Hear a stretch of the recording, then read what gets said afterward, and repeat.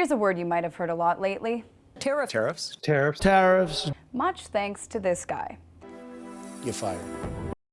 You know, business mogul, host of The Apprentice, leader of the free world for a while back there. Congratulations, Mr. President. And again for the next 4 years. That I will faithfully execute The office of President of the United States. the office of President of the United States. Donald Trump, 47th President of the United States. Congratulations, Mr. President. For months, Trump threatened tariffs on stuff coming from here in Canada.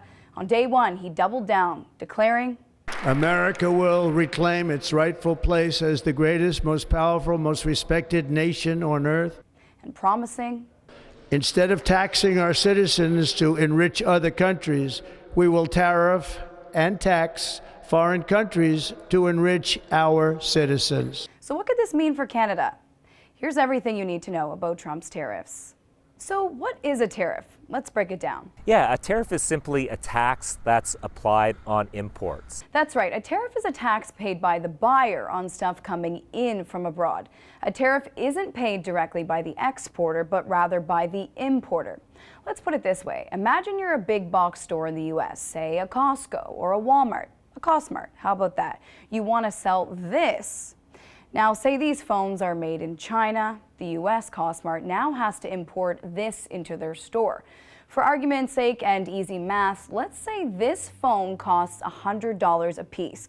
Slap a 60% tariff on that, the phone will now cost that U.S. store $160. And you bet that Costmart is going to pass that dollar increase on to U.S. consumers. In China, well, how much did they get billed? Zero.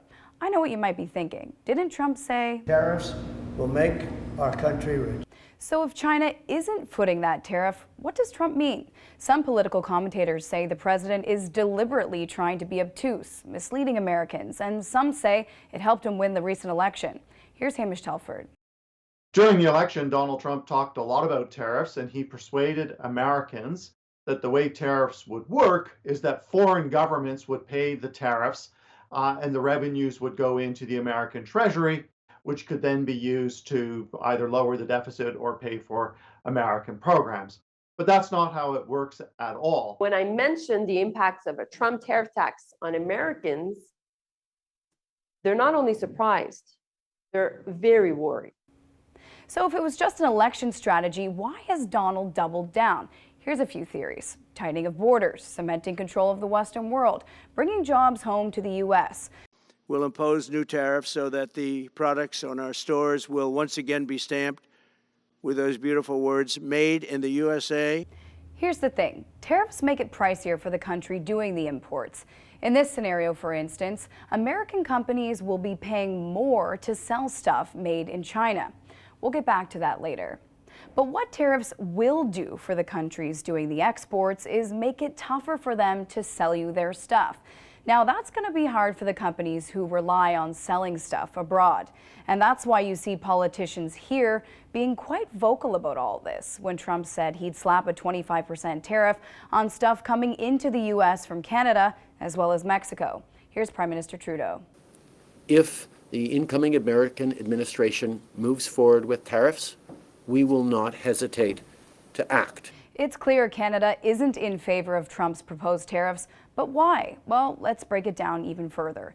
The U.S. is Canada's biggest trade partner, and this is one of the main reasons. See that is the largest land border in the world, and each and every day, approximately $3.6 billion worth of goods crosses between the U.S. and Canada. Here's Hamish Telford again. The trade relationship between Canada and the United States is large, $2 to $3 billion a day. It's important to both countries, but it is hugely important to Canada. So if it's so beneficial, why does Trump want to tax his Canadian neighbors? And what could this mean for our industries? Let's bring in an economist to run the numbers. The total two-way trade between Canada and the U.S. is more than $1 trillion. The United States is our biggest trading partner by far. So why doesn't Canada look to other trade partners to fill this hole? Other ways to diversify our trade, and it is always being a challenge for us, given our proximity to the United States and the size of their market. In November 2024, Canadian exports to the U.S. were worth about $50.5 billion. That includes exports on energy, cars, and consumer goods. Each year, Canada trades over $600 billion in exports with our neighbors south of the border. So how much of this contributes to our country's GDP? To know that, you need to understand our net trade. Here's more from our numbers guy again. So if you look at net exports, here's what we export less what we import. The balance is still about $200 billion. And Canada's GDP by comparison is $3 trillion. To understand where we are now, let's wind back to 2018, the first time this guy took office.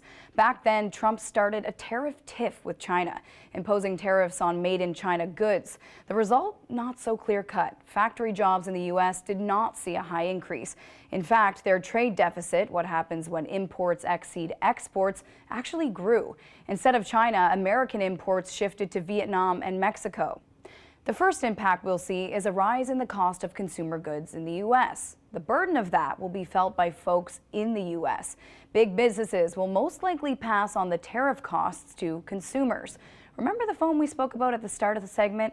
Well, Costco or other big businesses will pass that on to everyday citizens, leading to higher costs in groceries and goods. Here's our resident economist now with an outlook. So in the case of what Donald Trump is proposing, 25% across the board tariffs, any goods that are exported from Canada will be 25% more expensive for consumers in the United States. And for us in Canada, well, the ramifications of Trump's tariffs will take a little longer. You know, within like 3 to 6 months, we'll really start to feel the impact. And what's on the line for Canada? The cost of goods and jobs. With this in mind, Canada is at the ready, and one premier has come out swinging. But make no mistake about it, if they're coming full tilt at us, I won't hesitate to pull out every single tool we have. Ontario Premier Doug Ford with a clear message for Trump. Canada is not for sale. Perhaps Canada's own version of the mega hat. Banter aside, the threat of tariffs is one Canadian leaders are taking seriously. The most powerful politicians calling an emergency meeting to hash out a plan. But one economist says, getting the premiers to all agree on which sector should carry that load may not be as easy in a country like Canada. EB disagrees, declaring a united front. But at the end of the day, we're all working together to protect this country and the beautiful people who live here. What is the way forward? Our man Hamish says in a game of political cards, you can't let Donald come up trumps. Do not ever demonstrate weakness. People like Donald Trump prey on weakness or perceived weakness. It's an approach current Prime Minister Trudeau is taking. Canada will respond. We will respond in measured ways, but in robust ways, demonstrating once again that Canadians know how to stand up for ourselves. While here at home in BC, Premier Eby had a less measured approach. This is a direct economic threat to BC families. It is an attack on families in our province. It is an attack on Canadians. Strong and stern words from the BC Premier, who says Trump's tariffs are a declaration of economic war. The projected loss for BC, $69 billion. That's a hefty price to pay for not doing business. So what can Canada do? Well, politics is not too dissimilar to sport. You can play offense or defense. One attack strategy that Canada has in their back pocket is the retaliation play. But as our economist warns, this could be a dangerous game plan. If Canada retaliates by equal measure, then everything that we import from the United States is going to cost more as well. That's going to make both sides worse off if we do it, for sure. So what does this tell us about the tone of Donald Trump's second presidency?